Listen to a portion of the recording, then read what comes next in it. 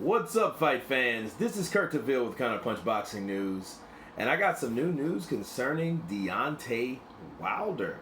Deontay Wilder states that with Tyson Fury, everything Fury has gained, he will lose by facing Schwartz. Okay, now he has went on to say that everything that Tyson Fury built around the fight with him and Deontay Wilder, he's lost by running away from the rematch. He states that Americans don't want to see big guys dance and box and be boring. He says the big boys and Americans, they want to see knockouts.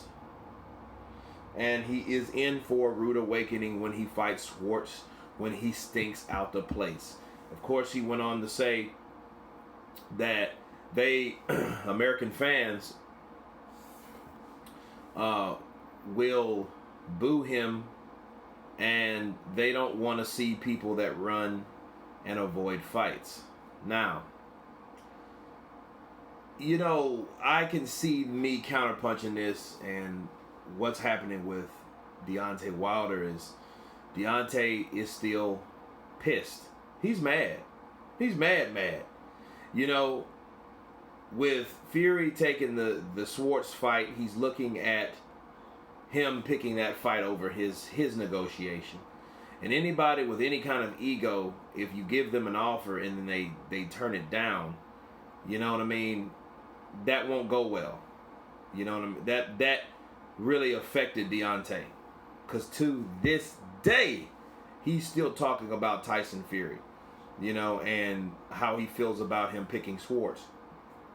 Now, I admit Schwartz is not the ideal opponent, but if he knew what it's like to sign a multi-fight deal with anybody, he would know, or he will soon know, if he ever gets that opportunity, if he won't let his team piss that or talk him out of getting that type of opportunity. If he ever gets that opportunity, he's going to know from these corporate execs that you cannot go in there and fight someone high risk coming into that new contract. It's just not smart for business. It's not recommended from anybody. It doesn't matter how tough or how bad you want to fight the best. You're not going to fight him at that time. Okay, let's just be real. And we can't act like Tyson Fury just didn't want a rematch with Deontay Wilder. That would be wrong.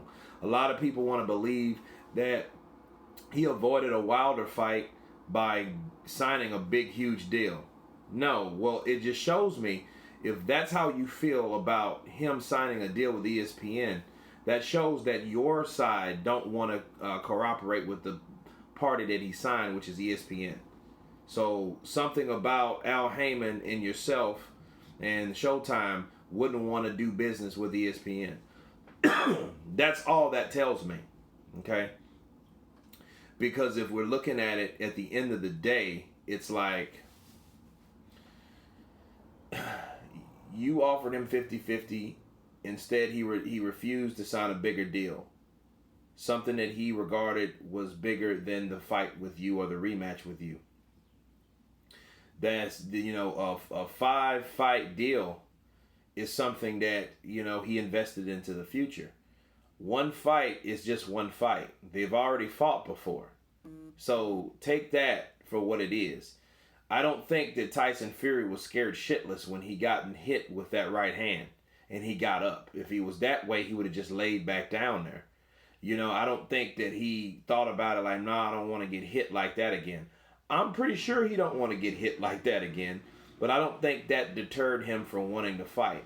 Because if he didn't want to fight, he wouldn't have counter-offered Deontay Wilder after signing the contract to fight him on an ESPN platform. So basically, what Tyson Fury did was try to bring Deontay Wilder on the same platform as him and offer him a deal not like his own, but a deal for them guys to both get money, both get paid, and both fight each other on down the line. And if you guys think about it, I look at like Crockett and Tubbs.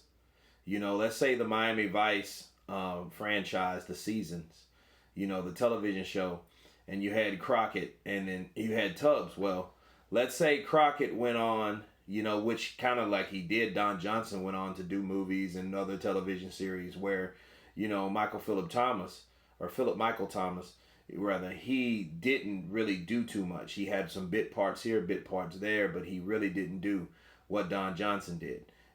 But if Don Johnson decided like, hey, let me bring you into another, and he did. He did bring him in a couple episodes of Nash Bridges, which is a show he did with Cheech Marin, right? So to compare that to this, because you guys probably don't know what the hell I'm talking about, for those who do, because I'm a movie buff, television buff. So Tyson Fury attempted to do the same thing. It might not have been as much, as Tyson Fury, because they signed Tyson Fury over what he went through. However, Deontay Wilder could have negotiated his own deal with Bob Arum and Al Heyman, which is his advisor. Okay. Now, who pissed that away? Who stopped that? Shelly Finkel. You're not going to take our fighter. What does that sound like? That sounds like that's like ownership. You're talking to Deontay Wilder like he's property. So let's be real about that. So once again, they stopped another opportunity for Deontay Wilder. But see, Deontay's mad about Tyson not signing that 50-50 fight for one fight. Fury signed for 80 million pounds, was $100 million for 5 fights. And then they wanted to offer him for a fight contract for 4 fights. Okay, so Tyson Fury had 5 fights. Deontay Wilder, they gave him an offer for 4 fights. Now, these are multi-offers. I think they were like 4 or 5 million a fight or something like that. I would have wanted at least 10 million a fight. You know what I mean? If you're gonna give me $10 million a fight, that's at least 40 million in 4 fights. Deontay wouldn't have made that. You know what I mean? Based on who he's fought previous. Because if he doesn't fight Tyson Fury and if he doesn't fight Anthony Joshua, he's going to be left fighting guys like Brazil, Kalnaki. Klitschko's not around. He's still not around. There's room for him to be back in town, but he's not around now. Okay? So there's no one else to really market him on. Who could he fight? You know what I mean? He might make a little money off Dillian White if he fights him in the UK, which he won't. They'll talk him out of that. See, my thing is, Wilder's mad for the wrong reasons. He can't see that Tyson Fury was trying to help him. They wouldn't have counter-offered him a deal if Tyson Fury did not want to fight him. If he didn't want to fight him, he'd be like, all right, sorry, kid. You know what I mean? I'll give you 2 or 3 million to fight me, but that's it. Out of his own money or something like that. That didn't happen. He had his own package deal from ESPN with Bob Arum. Okay? So, they were trying to market him through ESPN. But he wanted to stay with Al Heyman because those guys practice loyalty, which is nothing wrong with that to a certain degree. Okay? But to this degree, he's losing out on money and the opportunity to avenge his true loss, I feel, which was a draw. But, he lost his opportunity to set things straight. You know what I'm saying? So, Wilder is still pissed off, but he really needs to understand he's pissed off about the wrong reasons. He just wants things his way, and it doesn't always go his way, especially if you have a team surrounding you, trying to tell you what not to do. You know what I mean? And then what all they've really talked him out of is fighting the best fights. Let's just be real. The money ain't there. Everything they doing is secret, top secret. We ain't telling you how much we're giving Deontay Wilder. That sounds like a slave master to me. Imagine this, guys. Oh, wait a minute. Is that guy a property or is he an employee? Y'all, he's an employee. Okay. How much are you paying him? We can't tell you. You know what I mean? That doesn't really fit well. And that's a shitty narrative and a shitty analogy to bring up, but that's the best way I could take that. You guys telling me he's turning out all this, that, and over here ESPN, the zone, but then over here you can't tell me what he's making?